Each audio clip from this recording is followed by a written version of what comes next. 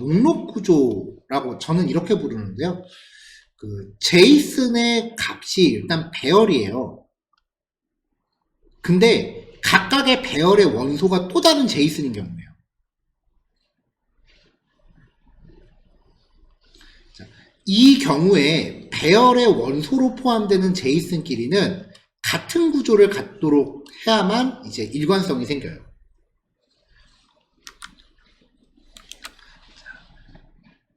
자, 제이슨 괄호를 열고 키를 명시하는데요. 여기에 이제 배열이 이렇게 들어가는 거죠.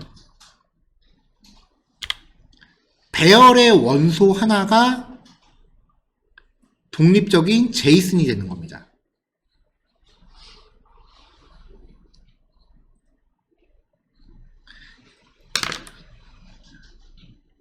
자, 예시를 보여드려 볼게요.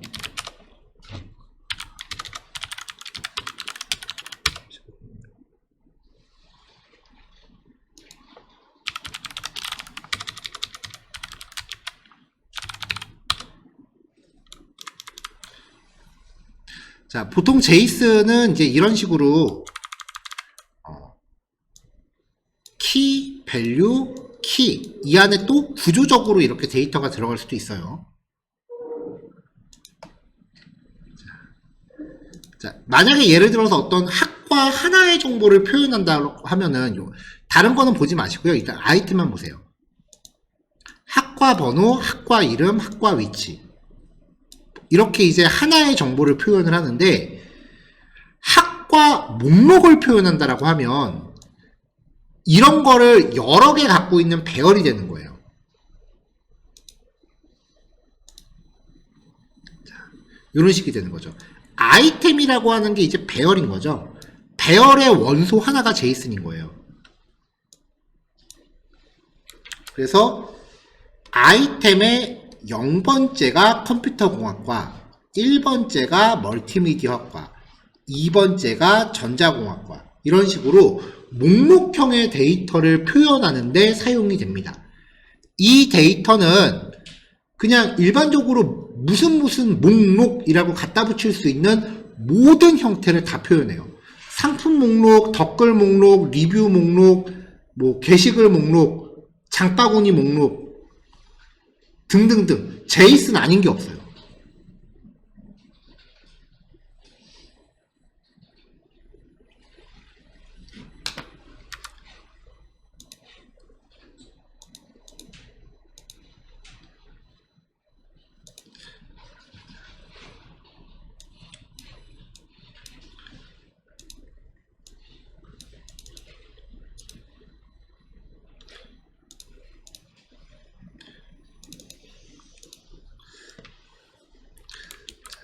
학생 한 명의 정보 스튜던트 1과요. 그 다음에 또 다른 학생의 정보 스튜던트 2를 이렇게 정의를 했습니다. 클래스룸이라는 객체를 만들면서 스튜던트라는 키를 준비하고 배열로 정의한 거예요. 그럼 아까 우리가 했었던 대로면 여기에 각각의 학생 이름을 명시했다라고 보시면 돼요. 뭐 둘리, 도너, 송이 이런 식으로 학생의 이름을 이렇게 넣은 거죠.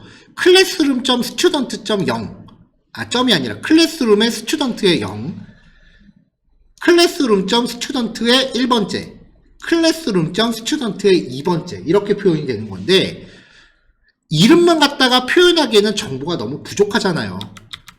그래서 학생 한 명 한 명의 정보를 개별적인 제이슨으로 만들어서 이 제이슨을 배열의 원소로 넣었다는 거죠.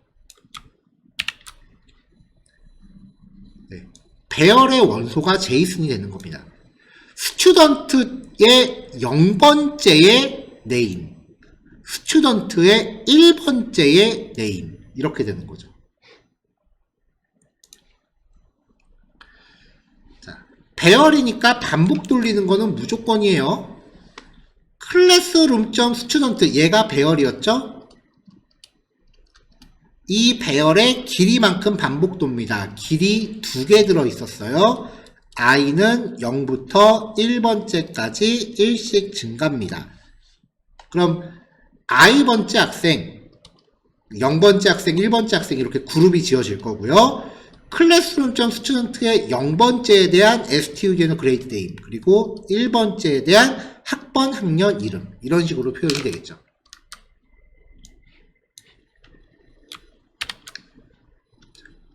자, 이렇게 이제 정보를 탐색할 수 있고요. 배열을 탐색하는 방법이 이렇게 인덱스 번호 기반으로 반복 돌릴 수도 있지만 포 5부문도 가능하죠. 자, 클래스룸.스튜던트라고 하면은 클래스룸.스튜던트니까 배열이잖아요. 괄호 모양 보고 판단하시는 거예요. 그러면 포 5부.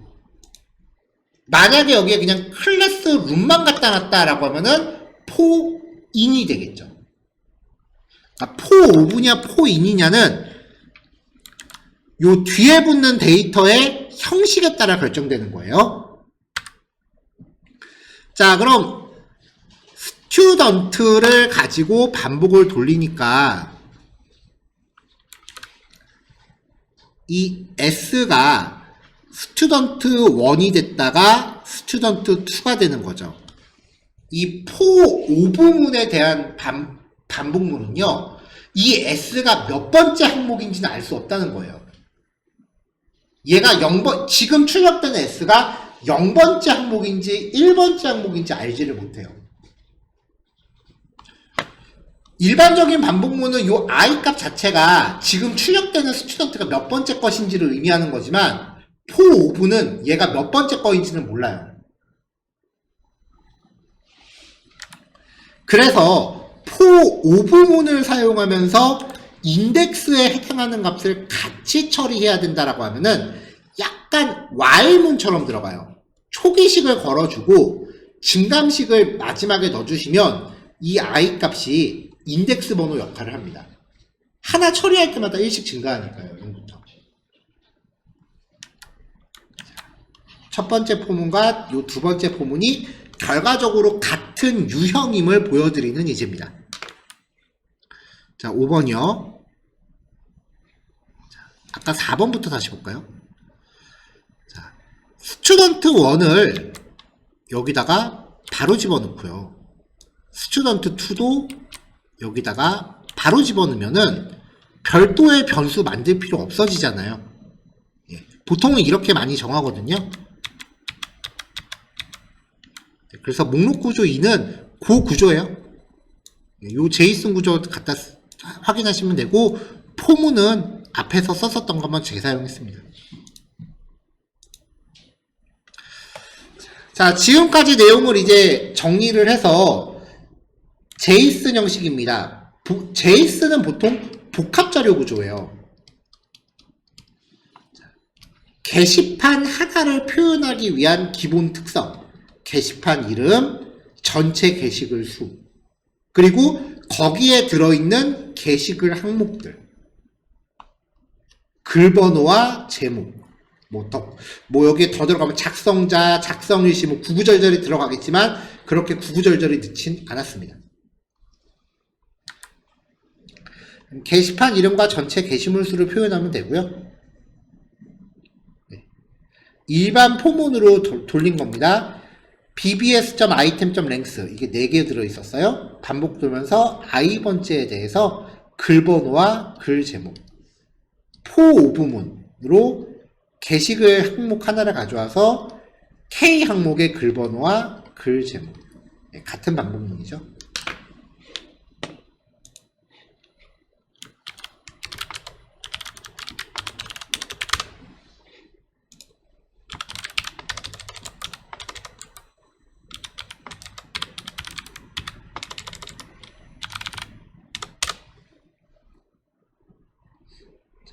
자, 비슷한 형태가 요거예요. 실제로 나중에 우리 수업 예제입니다. 자, 벌써 저장해 놓은 지 한 2년이 됐네요. 작성자, 기사 제목, 그 다음에 간단한 요약글, 그리고 기사 원문 주소, 그 다음에 기사의 대표 이미지, 그리고 작성일. 이런 식으로 뉴스 글목록이에요. 이런 것들이 모여서 이제 네이버 같은 데 가면은 이런 식으로 기사 목록 보이잖아요. 이런 것들이 다 저런 데이터를 가져다가 화면에다 출력하는 과정으로 이루어지는 거예요. 그러니까 HTML, CSS만 작성해서 공부했을 때는 이런 목록을 내가 일일이 타이핑을 다 해야 돼요. 그건 이제 퍼블리싱 수준인 거고, 프론트엔드 개발이 들어간다라고 하면 이제